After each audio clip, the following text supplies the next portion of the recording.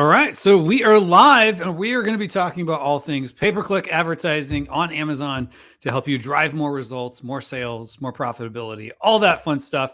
And I am excited to be joined here today by Paul Haberlein, who is a PPC expert that I stumbled onto, and I was so excited. And I was like, I got to have this guy on the show. So, Paul, thank you for joining us here on the My Amazon Guy PPC AMA live stream. Absolutely, Kevin. Thank you for having me. And shout out to my Amazon guy and you, Kevin, for providing so much free value, and grateful to be able to give back. Well, thank you for that. And I just want to make sure, because every now and then there are technology challenges, because technology is great until it's not. So just to make sure, folks, can you hear me? If you don't mind commenting, yes, I can hear you, and clicking the little thumbs up icon just to let Mark Zuckerberg and the folks at YouTube know that you can hear us. That's always a good thing, just to make sure we're not speaking into an empty room. So if you don't mind letting us know that. And then also, it looks like Utlima says yes. So I'm assuming that's yes, can hear. And then Inderpreet says live. So yes, we are live. So let's do this before we get started. Paul, tell us a little bit about your background in PPC.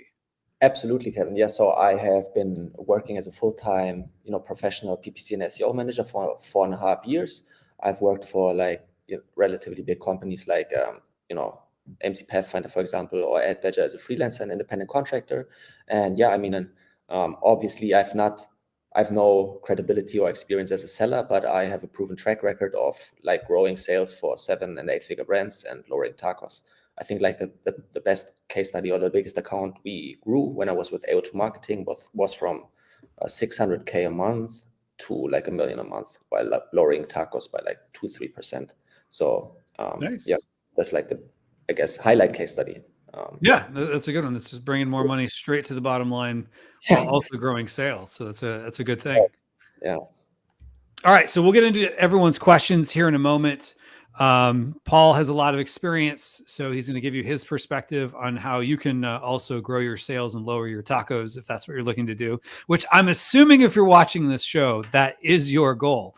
So go ahead, ask questions in the live stream. The sooner that you ask the questions, the more likely we will get to them.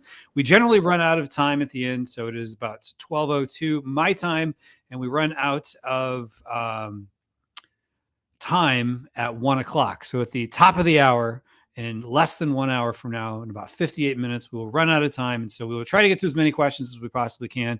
I will try to go in order. I reserve the right to skip around. But before I get started on that, let's have a little fun here. So if you don't mind, folks, comment with an emoji. And last week I gave a few giveaways. This week, expect maybe a giveaway or two as part of this live stream. So creativity counts, participation counts. Let us know in the chat, whether you're on YouTube, LinkedIn, Facebook, wherever, just put in the chat an emoji to describe where you think your PPC is right now. Creativity counts. And so with that, we'll get to questions here in a moment, but just use an emoji. Usually, on your keyboard, you can switch from,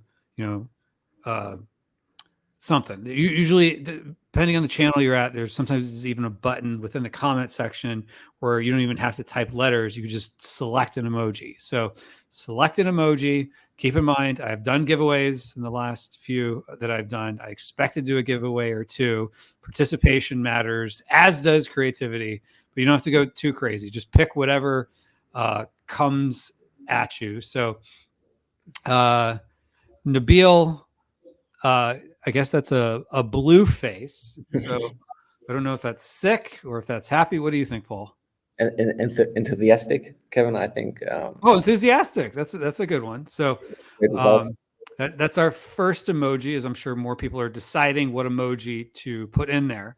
So just put in an emoji to describe where you feel you're at with PPC. It could be the money bag emoji. It could be the flame emoji. It could be somewhere anywhere in between. It could be crying emoji. It could be excited emoji. It could be anything. So if you put in the chat, and we're going to do last call here in just it's like the killer. the poison emoji. Ali, unfortunately, Ali, yours didn't come across. So I'm sure it was good.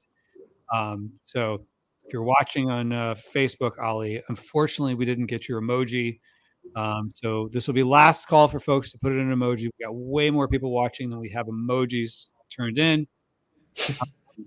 Someone says, I'm not getting many options on LinkedIn and feed.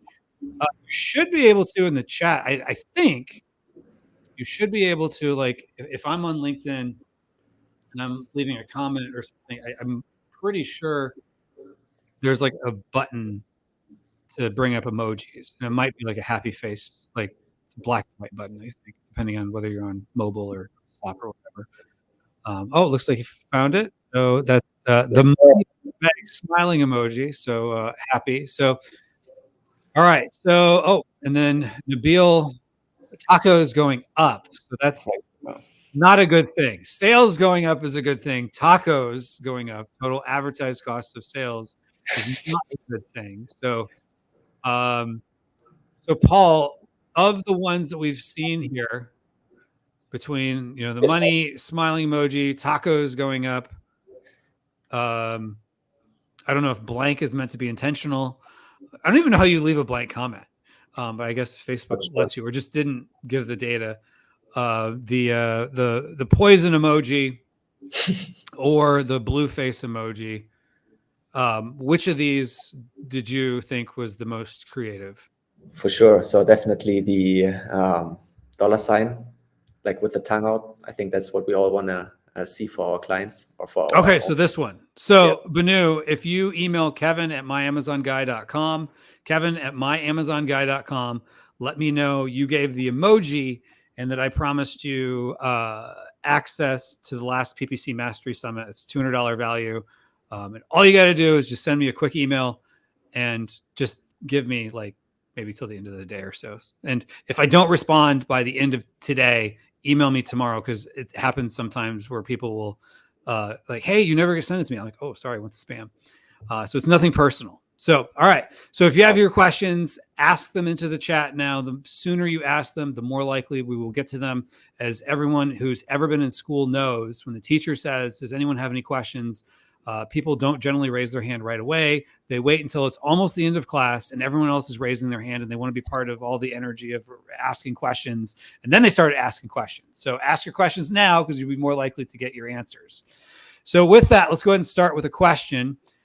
Jordan Lee Smith says, hey, would you suggest running broad and phrase match in perpetuity from launch, or pause them, only run exact match after a few weeks?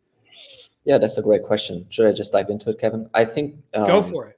Absolutely. No, I think it's a good idea to run them from the beginning. I would also evaluate what's your strategy. Do you want to be profitable from the beginning? Is your strategy to maximize order velocity while breaking even, or do you even intend to maximize order velocity while going over your break even?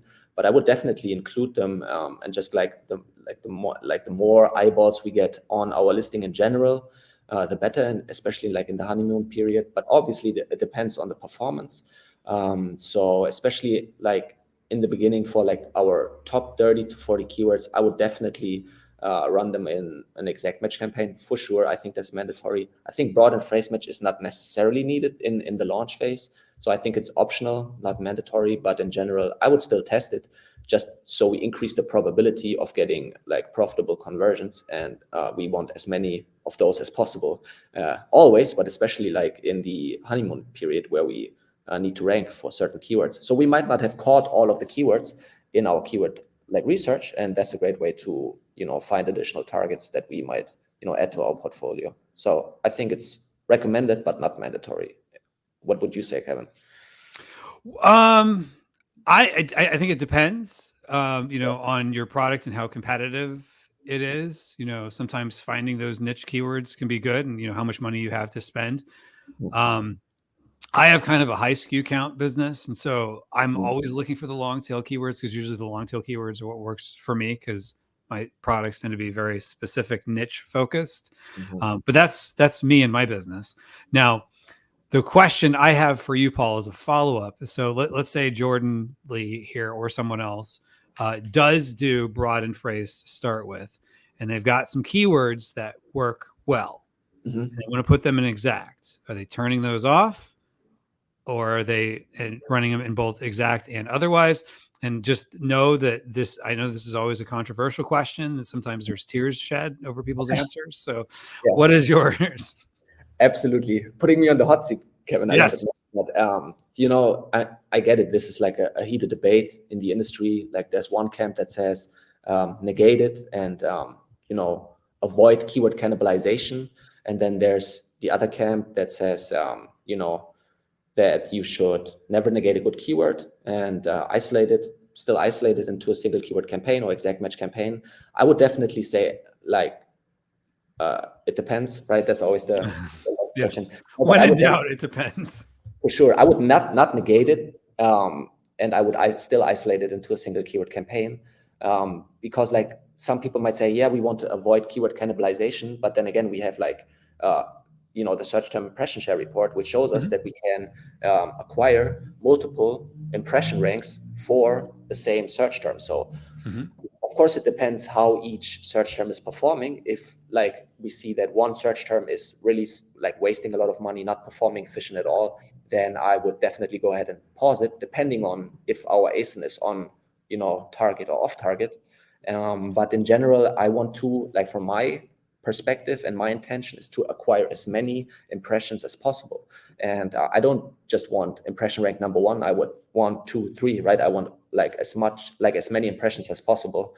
So I would not negate it. Long story short, isolate it into a single keyword campaign. If it has high like search volume, like exact, of course, and like, but with a higher bid. So per definition, per logic, that should still cause the exact match keyword to trigger over the you know, origin or like the source campaign.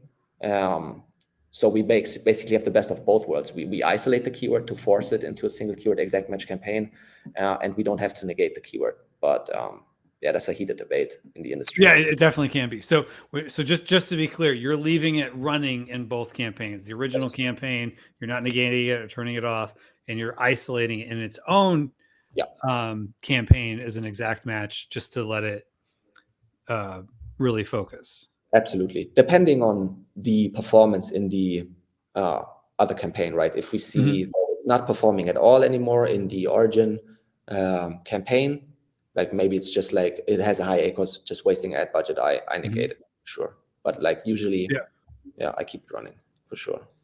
That makes sense. All right. Kapil asks, does it happen that the auto campaign works better, and if you have extra keywords from there, it doesn't convert? What do you do there? Okay, make sure I understand the question. Read that. Does it happen that auto campaign work better, I guess, than having a manual campaign? And if you have extra keywords from there, it doesn't convert. What do you do? So let's just say this. Let's isolate that into maybe two different questions. I think the first question is, do you ever have it happen where auto campaigns work better than manual campaigns? Often, like a lot of times, auto campaigns work exceptionally well, for sure. Like, especially, of course, depending on your product. That's a no-brainer. Like, if I always like to tell the joke, I could show my grandmother how to run great auto campaigns for Apple, just because it's so strong. But usually, auto campaigns are, from my experience, the first to gain traction, and they are most often, like oftentimes, performing really, really well. What we usually see, and I'm sure you've seen the same thing, Kevin, is that you sometimes see the phenomenon that, like, for example, substitutes or complements is not triggering, or like one auto target is like, you know, gaining substantial traction over another auto target. And that's when we can like segment the auto campaigns.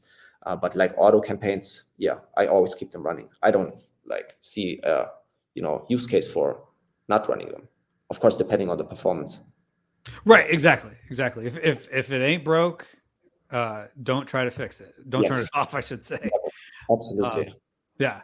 And so if you have extra keywords from there, so I'm assuming you have some that don't convert. you wouldn't promote them to having, their own isolated campaigns or something like that. But so if you have extra keywords from there, I'm assuming keywords that just aren't performing, so you would probably negate them in the auto campaign. That's a great question. And that's, I would say, one of the biggest challenges of auto campaigns is that you just generate a lot of search terms, as we all have seen, with like 1 clicks, 2 clicks, 3 clicks in the last. Oh yeah, it's all those little onesie twosies will add up Exactly. and kill you. Yeah, death by 1,000 cuts, right? Yeah, exactly. It's just hard to make a decision on those keywords because we don't have any statistical significance with like 2 or 3 clicks in the last 30 days. We can't really say it's not converting because we just don't have enough data. But I would definitely go through them and evaluate or identify any search terms that are definitely relevant and have high search volume. Because that's, I think, smart to isolate those into a manual exact or phrase or broad match. Ideally, manual exact, where we just have more control over it on keyword level. So yeah, but like that's one of the biggest challenges, right? Is that like 60% of the budget of the auto campaign is being spent on targets with 0 orders, 1 or 2 clicks, and just causing the ACOS to go up. And we just have to be aware of the fact, I trust Amazon and everything, but we just have to be aware of the fact that advertising is also one of Amazon's most profitable divisions or departments. And it's not necessarily in Amazon's best interest to always make our campaign more profitable, right? They want us to make money, so we keep spending on their platform, but they also obviously, margins are finite, right? And yeah, we just have to be aware of that fact that it's in Amazon's interest, not for us not to negate. Right, exactly. With Amazon, the way I like to always phrase it is, our goals and Amazon goals, they're overlapping, but they're not aligned. So meaning they want sales, we want sales. It's just the difference is they don't care who gets the sale. They just want somebody to get the sale. So they're going to put whoever they believe in their infinite wisdom, or their algorithmic wisdom, I should say, is going to get the sale, get the better placements, get whatever. So that's who's going to rank and get, lower CPCs, because they're going to make more money in the end anyway. So, but just know Amazon is your friend with an asterisk. Yes. Yeah, 100%. They make a lot of money from that department. So yeah. Exactly. And their goal is to make money. I get it. And it's just, they're going at it a slightly different way than we are as sellers, but they're not completely against us, which is the good news. Amen. Right. Yeah. All right. So Kapil says, adding to this, the top of the search impressions and clicks have increased after setting up manual campaigns, but still auto were cost effective with more conversions. Should I be reverting?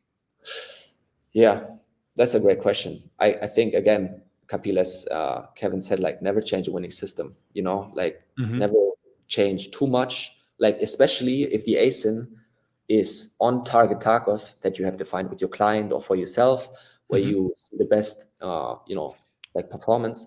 If you're on target tacos, I would not change too much. Yeah, sure, like, increase, placement modifies here and there, isolate a keyword here and there, launch a campaign here and there. But if you're performing well on ASIN level, I've seen it go south too often, when you change too much, when you hyperactively change bits on a daily basis and stuff like that. So I would keep it as it is.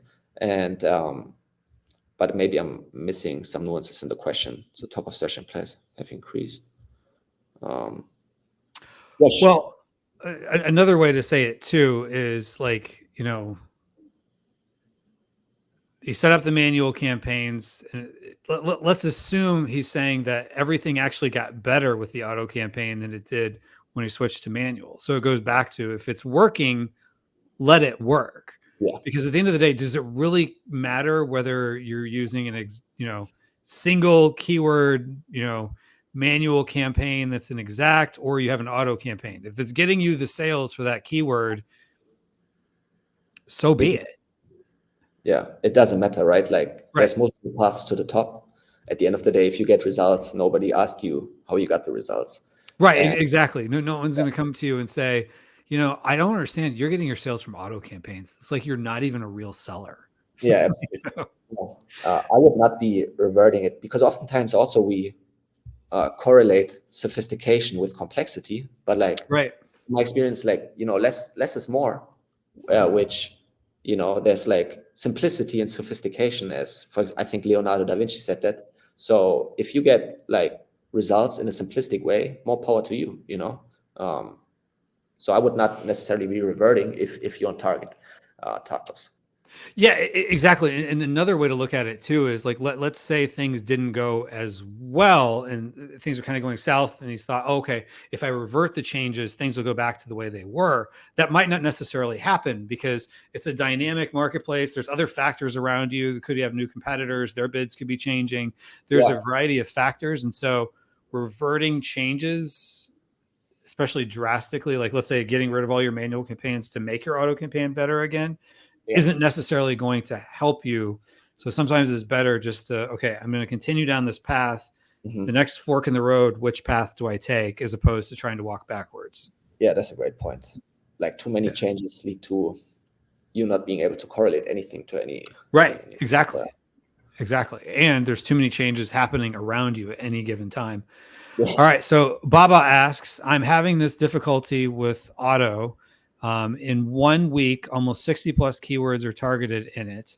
Most of them have more than 3 and less than 8 clicks and are giving no sales. Yeah, absolutely. Baba, I think that's what we just discussed, Kevin, right? With this, like with this scenario, I would always, like, if I'm auditing an account, I would need more context, right? Are we on target for the account that we define with the client or for ourselves? And on that ASIN, are we on target or off target for the account?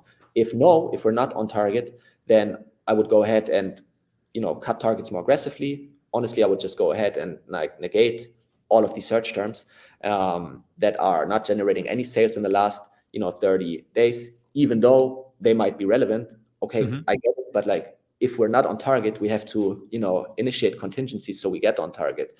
And then, I had some heated debates on LinkedIn with some, software people. Like, much love to my software people, but they were, working for tools that had a percentage of, spent pricing model. And, not to make myself too unpopular, but like, it's not in the best interest of those tool providers to tell you that you can negate those search terms if the pricing model is incentivizing them to generate more spend. But long story short, if you're on target tacos for the ASIN, I would just leave it as it is. It's okay. Like, if you're performing well on ASIN level, then leave it as it is. And if you're not performing well on ASIN level, if you're over target tacos, okay, I would go into the campaign, look at last 30 days, orders equal 0. What's the total amount of spend? And if I would hypothetically deduct it from the ASIN level performance, how would my tacos look? And then negate it. Of course, we have to factor in, as Kevin said, that market conditions change, but I've seen great results from just being a little bit more assertive and not overthinking it and just negating it, especially if you're not on target. Yeah, and another thing too is this person mentioned, between 3 and 8 clicks, for a lot of these search terms or keywords. I'm sorry, search terms if we're talking about an auto campaign. If you're not getting sales, and it mentions 1 week, so I'm assuming they're looking at a 7-day window. Look at a bigger window. Pull the 60 days or what, depending on the report you're looking at. If it's 60-day look back window, look back 60 days, and you might find some of those are getting sales over time, and it's relatively profitable. But just maybe 1 week it gets 3 clicks, another week it gets 3 clicks and 1 sale, another week it gets 2 clicks. Well, it's a 10%, maybe not. I was trying to illustrate a 10% conversion rate over time, and maybe that's the case. So you got to like look at it sometimes from a broader window to find some of the opportunities to negate too. Absolutely. Yeah. Oh, that's a great point regarding negations. Yeah. All right. Ali asks, how can a seller rank with using any good keyword in title? So I guess that's the question. I'll let you go any direction you'd like with that, with ranking and titles and keywords. For sure. Yeah, absolutely, Ali. I think the question is, can I rank for a keyword if I do not have it in the title? I guess I'm assuming that's the question. So I know like best practice is having, or how would you? Yeah. So let's go with what's your best practice there? yeah, absolutely. So I would definitely put it into my listing, put it into the backend, like the generic keywords, like backend keywords, however you want to, like whatever terminology you want to use, and yeah, definitely put it into the alt text. Shout out to my Amazon guy, right? I think we're thought leaders in that respect. And just make sure I have it in as many places as possible. But honestly, as long as we are indexed for it, I would just like check, on a weekly basis if we're indexed for it and what's our organic rank for that keyword. And then, I know, best practice in the industry is to have it in the title. But, if you put it out of the title and you don't see a substantial change in your organic rank and you're still indexed, then why keep it in the title? Like you should still be able to increase rank. I know, like at the end of the day, there's a lot of debate. Should you keep it in the title? What's the best field for ranking? Like honestly, at the end of the day, we don't know. Like the A9 algorithm is a black box. We know that it should help us to rank for a keyword if we have it in the title, but we don't really know how much the algorithm is really weighing that in the equation of the algorithm on how to rank it. So yeah, but definitely put into all the fields other than the keyword, other than the title, and then just make sure that you're indexed and your rank is increasing or like staying stable, and then you should be good to take it out of the title, right? I think that's phase 2 of my Amazon guys. Yes, SEO. good point. You can go to our SEO page at myamazonguy.com and look at our 4-step process. Thank you for the shout out there, Paul. Yeah, absolutely. Right. Rotate the keyword set and make sure that you rotate keywords out. Observe if we keep the rank, and then the data. If the data tells you yes, then you're safe to rotate. Yeah, and that's a good point. It all comes down to what is the data, and the data is real people voting with their dollars and their attention. So we may think it's a good keyword, it's an important keyword, but if our customers don't seem to think it's important and relevant to our product, the algorithm's not going to either. So amen. Yeah, exactly. All right. Sarish asks, all right, just real quick before I get to Sarish's question. This is just a friendly reminder. We are almost halfway through this live stream. So if you've not asked your question yet, there's a good chance we can still get to it, but I would get to asking your question sooner than later. If you wait to the last minute, we probably won't be able to get to you. So ask your question now in the chat, whether you're on LinkedIn, YouTube, Facebook. Oh gosh, what else we got? Twitch. We've got, I don't know, some little icon up there. I don't even recognize what it is. We're in a lot of places. So wherever you are, just ask it in the chat and we'll do our best to get to the first come, first serve, although I do reserve the right to go around. All right. So Suresh asks, what are the strategies to increase GVs and increasing GVs? Why am I GVs should make sense. I'm drawing a blank. Honestly, I don't know what GV is. Gross volume? Gross volume. Increasing GVs is a good thing for a long time. GVs. This is a terminology I feel like I should know. I've never heard it. If you're watching this, Suresh, if you don't mind, just maybe say what a GV is, and we might both just hit our head and be like, "Oh my god, that's what it was." It's so obvious. Maybe. It's not a term I've heard recently, so I can't seem to think of what it is. Me neither. Like the only thing I can think about is search volume, but yeah, it's who knows. It's probably somewhere on some report, and I just can't think of what it is. Glance views. There's just added glance views. Yeah. So at the bottom, like glance views. Yeah, like glance views. So I'm assuming impressions. For sure. So yeah, I mean, best practice is just index for as many keywords as possible, and because obviously glance views are directly correlated to the number of keywords we're indexing for, and then I would implement some system that with which you basically track not just like the number of keywords that you're indexing for, but also like the average rank that you have for a keyword.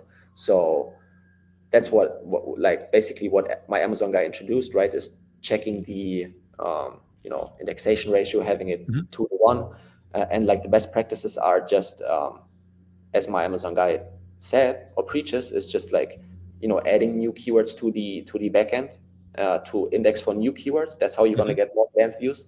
And then you need to increase the average rank for relevant keywords, right? Because you don't want to increase glance views for irrelevant keywords. Right. Debatable, you might, but overall, like glance views are also just directly correlated to the demand in the niche. So you're not 100% in control of the glance views, because obviously it's directly correlated to customers searching your product.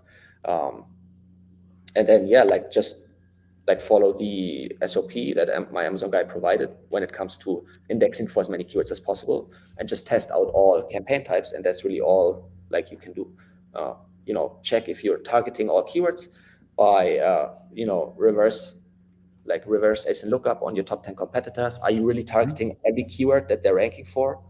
I know you might say, yeah, I am, but like, are you really? Like, do you have an empirical data set, right, to validate the hypothesis? And then if not, then target every keyword that is relevant that you are currently not targeting. Yeah, that's a good point. So what are those keywords you're going after? Are they relevant? And I wouldn't use impressions as the ultimate, if you think about it, there's a funnel. Now it all comes down to sales. Amazon, they're a for-profit business. They want sales. And to get sales, you got to have add to carts. To have add to carts, you got to have clicks. To get clicks, you got to get impressions. So if you want more impressions, I mean, theoretically, if you show up on more product pages, you could get, impressions, but the click-through rate's going to be low there. Or, maybe you are showing, top of search somewhere, but no one's clicking through. It doesn't matter. Yeah. And so, at the end of the day, one of the ways I like to think of it is, if you're looking at the Amazon experiments page, they give you a conversion rate, and it's like an astronomically low number. And the reason for that is it's not, number of people who see the product, and dividing that into the number of people who purchase the product to give you a conversion rate. It's basically, what is your click-through rate times your conversion rate on the page. And then that gives you what at least that particular team, and the data they give you, that's your conversion rate. So if you have a 1% click-through rate and a 10% conversion rate on the page, in their mind, you have a 0.1% conversion rate. Conversion rate, yeah. Yeah. That's a good point. Because there's only so many people searching for whatever widget you're selling. Absolutely, right?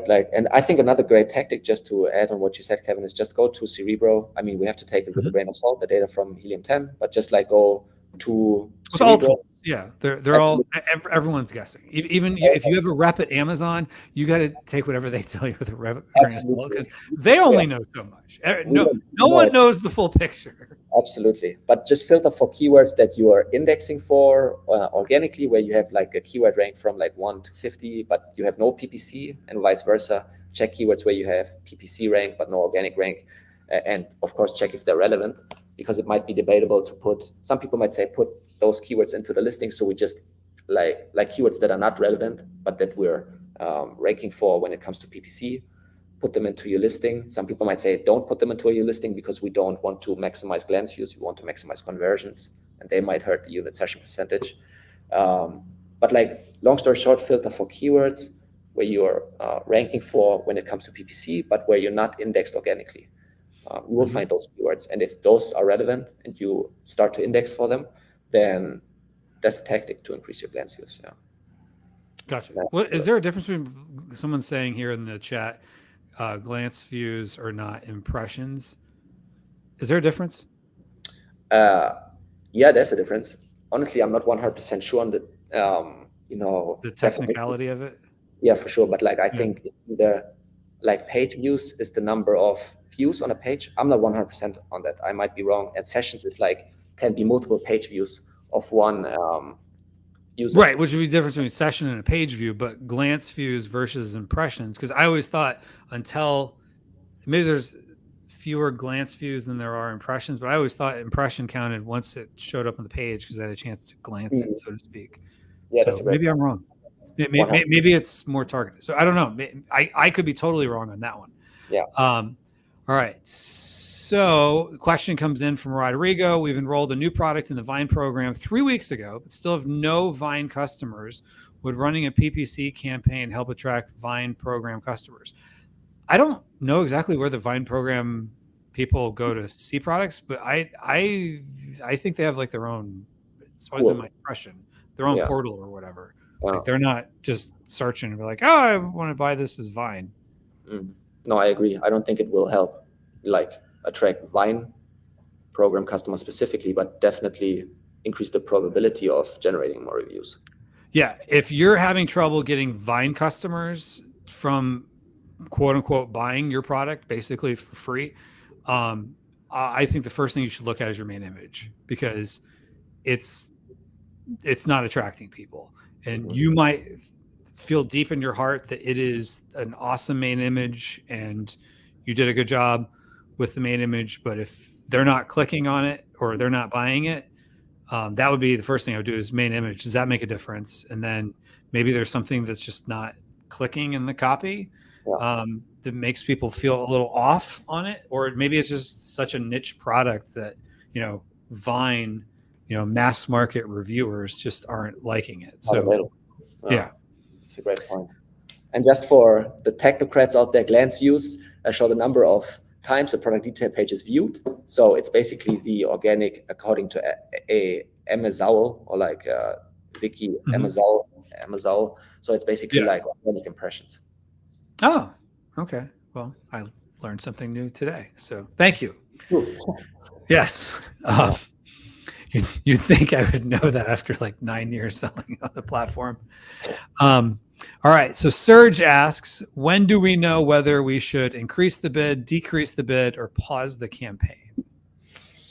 Yeah, great question. Like, again, without context, it's always hard to answer. But if we just visualize a flow chart or a process map, first question is always, is the account on target or off target? If the account is not on target, like, is the ASIN on target or off target that you defined with your client or for yourself? And if it's not on target, then I would always optimize more aggressively than if not. So for example, if the keyword or the target is performing bad and the ASIN is not on our target for the month, for example, and we're halfway through the month, for example, and we need to hit the target at the end of the month, I would aggressively downbid it or pause it. But if it's in a campaign that is advertising an ASIN that is performing well, that is on target, I would not change it drastically because we're still performing, on target tacos on that ASIN level. So that's basically the question, I think. At the end of the day, like, are you meeting your goals? That's the biggest thing is, are you meeting your goals? You could go real deep on that one, but, like Paul said, account level, product level, keyword level, is it profitable for you basically and what you're looking to achieve? All right, sir. Yeah, go ahead. Sorry, like, just if we know how to increase the bid, obviously if it's performing well, and then the search term impression share report, you have a good ROAS, good conversion rate. Let's say that like CPC of 50 cents, obviously I want to increase it and evaluate if I'm acquiring more percentage of the total addressable market. But you have to have some system in place where you track that. I can share a sheet, but I don't know if that would blow the proportion of the call. Oh, gotcha. Well, let's just keep getting to questions, and if we have time to look at a sheet later, we'll do that. Serge asks, what ACOS, tacos, ROAS are considered as good performance, and what is the best? Interested in all three metrics separately. Yeah, well, great question. Yeah, so I'll let you answer. I've got my thoughts. Absolutely. Yeah, so I mean, ROAS is just the inverted metric of ACOS, right? ROAS is exactly. Ad sales. They're just different algebra. Yeah, absolutely. But I mean, if you have, let's say you have, just for the sake of simplicity, if you have a $20 product and you have a $5 margin, then your break-even margin or your profit margin is 25%. And your tacos is like the difference between your profit margin and your tacos is basically your gross profit after, advertising cost or your EBITDA. And at the end of the day, obviously, we want to maximize the difference between our our profit margin and our tacos, but also maximize the total value for total sales. I mean, it's easier said than done, but I would say tacos is the most important metric. But at the end of the day, for every seller, and I'm sure for you too, Kevin, like, at the end of the day, gross profit is the most important. Do you want $10,000 of gross profit at a 10% profit margin, or $2,000 of gross profit at a 20% profit margin? I would take the 10K, but like, yeah. And this is one thing I learned way before I was ever in the e-commerce world, but I was a manager at a magical theme park in Orlando, and one of the things we were taught was you don't take margins to the bank, you take dollars. And so sometimes higher price products and things have lower margins, but they bring more dollars per unit. And so whether you're on Amazon or at the Magic Kingdom, the math works out the same. At the end of the day, how much dollars are you bringing in? So I'm highlighting that. You don't take dollars to the bank, you take dollars to the bank. I love that one. Yeah. I love it. All right, cool. All right, Lima asks, quick pricing strategy for clicks. We're getting clicks, but no sales. What is better for a pricing change, a coupon or lowering the price? We already have a strike-through price. Okay, so they're getting clicks, but no sales. I'd love to hear your thoughts. Yeah, so Paul, there's so much to dive into, right? And so much that's a big one. Yes. So number one. Let me ask this question. Do you think they have a pricing problem here? I don't think they have a pricing problem. They might have an offer problem, that your offer is generating interest, but not generating enough trust to convert the clicks, or you're just really targeting keywords that are not relevant at all, which I'm not assuming. That might be a problem too. You might have like your review count and rating might be too low, so it's always difficult to answer. But in general, I would say it's more like an offer problem. So but because you're generating clicks, you're generating interest, you're converting impressions into clicks. So like focus on, increasing the trust factor when it comes to reviews, and just like in general, providing more value to the customer than the other products. I know this is not always the answer that you want to hear, but it's the truth. At the end of the day, the customer doesn't care. The customer's cutthroat. The customer will take the product that, gives him the best value for the money. And, it can hurt to realize that, but you have to realize the truth and really honestly ask yourself, are you better than your competitors? Are you providing more value to the customer than your competitors? And if not, then what would we have to change to, provide more value to the customer?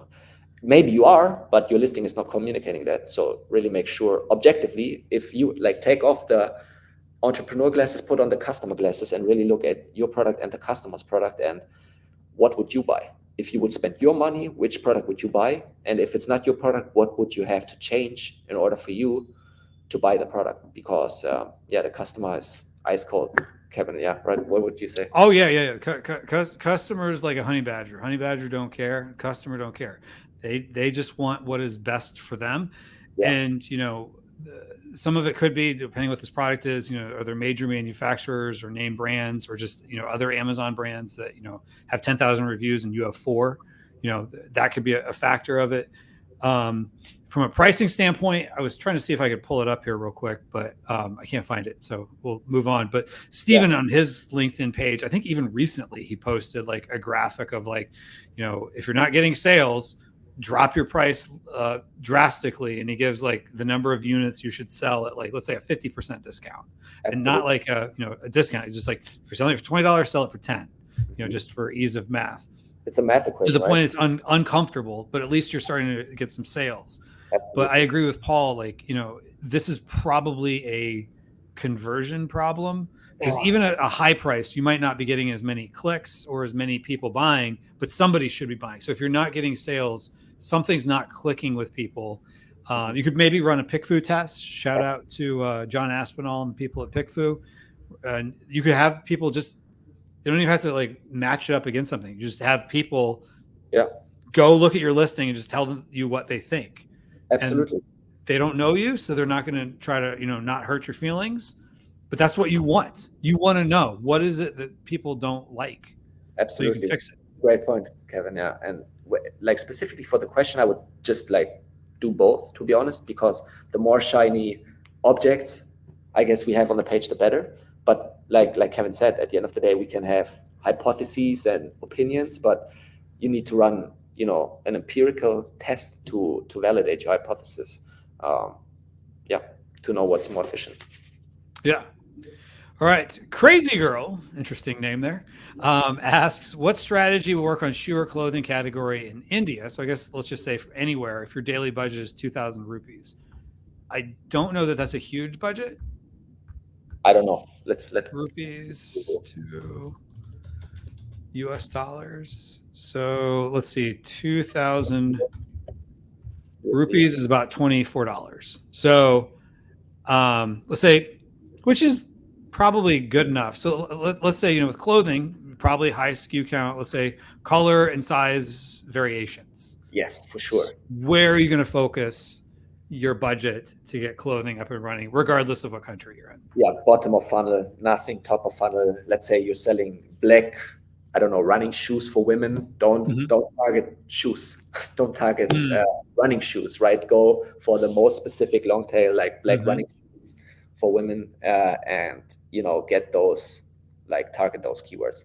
And some people might say, yeah, but the search volume's only 100 or 200. I've seen people who say like, we don't want to target those, but honestly, if you have 100 or 200 of those low search volume keywords, I'll take those any day of the week.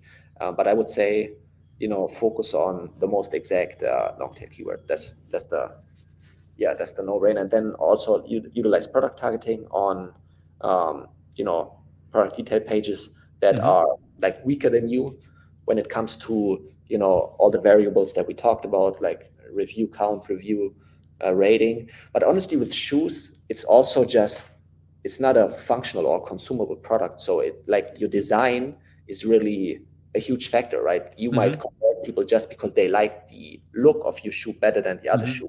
So I think, again, like Kevin, when we talk about, I think the offer is the most important thing. And if you just look different, or if you differentiate yourself from the other shoes, that is the best PPC strategy ever, because differentiation is the name of the game. And I'm talking a lot, but definitely, long story short, bottom of funnel, no top of funnel, broad keywords. So yeah. Yes. So go be more like a scalpel than a chainsaw, especially with, a competitive niche like clothing or shoes, when you don't have a huge budget. But, $25 a day, the equivalent of, should be enough to at least get started. I don't know in India if you have lower conversion rates, higher conversion rates than you do in the US, but at least, you have at least enough to get the ball rolling. But you just have to be more precise. All right. What else do we have here? We're starting to run low on time, and we've got lots of questions, so feel free to jump in here. Another question came up is, I made my first launch. We found a unique product. Congratulations. We don't have exact keywords to target because it's a unique product on its category. We spent $50 in ads with no sales. Please help. Yeah.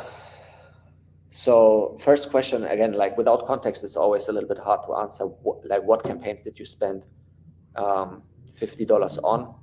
Did you just spend it on the auto campaign? But if you have a unique product, if honestly, you might be better suited with TikTok ads or driving organic traffic, because, not trying to hurt your feelings again, but it's not just important that it's unique. You have to have demand for the product, right? If you don't have demand for a product, you can have the most unique product in the world. If there's nobody to buy it, then, you're kind of screwed. You have to create the demand, which is exponentially harder than just tapping into demand. But for example, if it's a completely unique, innovative product, you can't overwhelm the customer. You have to tell the customer quickly why it's better than the other non-unique products. So yeah, that's a hard question. I would say if it's a unique product, completely new and innovative, you have to do more work in explaining, the listing has to communicate it, and you have to create demand, right? Which is harder than tapping into existing demand. But I would at least go ahead and stop using auto campaigns, stop using sponsored, any manual keyword campaigns, and focus on product targeting on the keyword, like on the product targets that you think are the most relevant competitors to your listing, right? That still have some relevancy to your product, but where you think you're better, and try to target those. And yeah, honestly, like Kevin said, don't target any keywords that are broad, that have high search volume, where the probability of conversion is super low, and blow your whole budget on those. Like Kevin said, like, you have limited ammunition. Not trying to be too dark with the military metaphors, but you have to kind of like, pick your shots, right? You have to, yeah. That's a good point, because the thing of it is if you have a product that people don't understand, maybe you make sure you have videos on your page.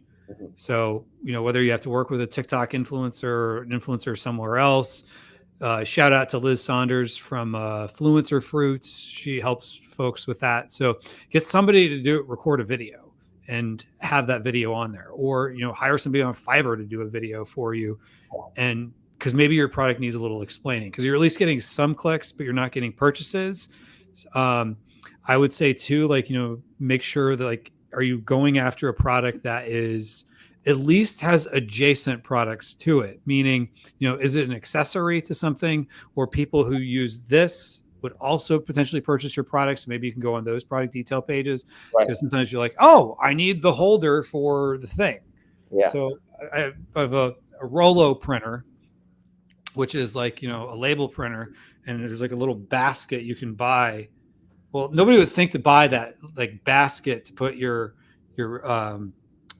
labels in, because Rollo, they're like, especially like the shipping labels are more like, they're not in a roll, even though it's called Rollo printer. They're usually folded, so you need like a special basket. Like, but if you knew, like, okay, as soon as you like see the product you're buying, oh, I would need that. So what are those type of products where someone is on that product and like, oh, I do need your product. So, target those ASINs, because that might help. And then some of it is just, you might have to just get there and hustle over time. I mean, this isn't going to happen for everyone, but I have a friend of mine who, she won't mind me sharing what her product is, but it's called Click and Carry. It's this thing you open up and you put like grocery bags in. Right. And she, for the longest time had trouble getting people to buy it on Amazon, but she ended up on Shark Tank. And so she was able to demonstrate it to, Mark Cuban and Barbara and Mr. Wonderful and all of them. And that helps her over time. And she gets spikes every time there's a rerun. But the thing of it is, you might not have that Shark Tank opportunity, but maybe you have other opportunities with social media and influencers and things like that. So it might be a slower go, and it's not, hey, I'm just going to throw up this product that's unique, and, the demand will be there because people they don't know they need it. So that's a great point, Kevin. Yeah. I mean, like, I think never assume anything. That's a great book, The 4 Agreements. Never assume your customer understands anything, right? Like, always explain it as simply as possible. And I think a great anecdote for like Kevin's stories, that Gary Vaynerchuk recently told the story about a food and beverages brand. They were selling like gummies with mangoes or whatever. And they just ran a simple TikTok like ad, right? They just had an UGC content post that was just like super simple, super low production, just like a customer, like, demonstrating the product, and it's sold out nationwide, and it's the best selling, gummy, whatever, sweet in the United States currently, or maybe it was a couple of years ago. But that's just the power of those UGC explainer videos, because it's so satisfying, and we just relate more to people like us, testing the product instead of like a super high production ad, which definitely has its use case. But UGC is powerful for sure. Oh yeah. And I have a friend of mine who I won't say what his product is because he's not as public as going on Shark Tank, but he basically did a UGC video of his product on TikTok, and it's nothing exciting,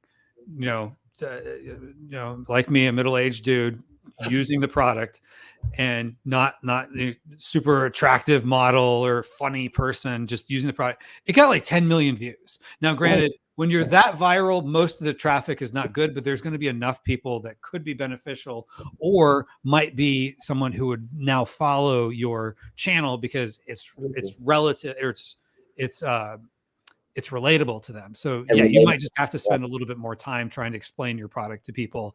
And it's going to be a harder road to hoe, but maybe it is a better long-term play for you than, slapping another garlic press on and hoping you get to the top of page one, which is probably not going to happen.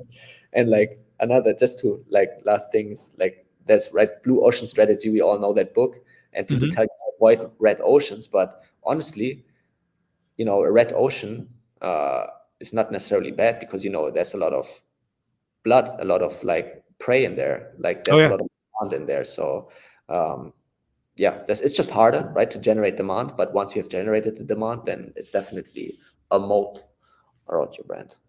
Yeah, exactly. All right. So Cyb says net profit is the only metric, which is what we said earlier. Yes, it's all about the profit. It's all about the Benjamins, as they would say. And then I think this will be our last question here. Problem with so many Amazon sellers, they forget to deduct all overhead costs, including a salary for themselves. Once you deduct all overheads, then you have your net profit. 20% is excellent, 10% okay, 5% not so good. Now, the thing I would say is that might be debatable about whether or not you figure out your salary before you figure out your net profit. I guess it depends on where you're at. If you're doing $100,000 in sales, that would be harder to do. If you're doing 7 or 8 million and you want to give yourself a salary of 70,000, that would be easier to do. So I guess, it just depends on what your goals are. I guess that wasn't a question. So let's see. Do we have quick questions? We have a lot of people kind of explaining things, so that might make it a longer question. So, all right. So we are running out of time though. So let's do this. Paul, if somebody wanted to reach out to you, where would you like them to reach out or follow you? Absolutely, Kevin. Just on LinkedIn, Paul Berlein under my name. I don't take any clients on for managed services, but we help sellers and agencies implement, custom API integrations. So you can basically build your own app, have maximum flexibility in your reporting, and just like lower the cost of your tech stack. And all right. So definitely follow Paul. And then if they have questions or whatnot, they can reach out to you. Absolutely. All right. Well, good deal. Well, Paul, thank you for coming on. We had a good discussion there. A lot of people asked a lot of good questions. So I know other people had some questions and things we did not get to, and I apologize if we didn't get to you, but join us next week. As I always say, make sure you ask your questions early so we start running out of time and we don't always have the time for context or get into things towards the end, but we have more time in the beginning. So make sure you get your questions in early, which is funny because oftentimes we go live and I already start seeing questions coming in. There's usually a handful of questions there. So that was the case today, but be one of the first to ask questions, get there early. And you never know, we might do a giveaway. So we did do a giveaway of a PPC Mastery Summit recording. So to the person who won, make sure to email kevin@myamazonguy.com. I can always go back and check the replay, folks. So anyway, with that, thank you, Paul. Thank you, everybody, for joining us. It was a good time. Pleasure. And talk to you soon. Thanks.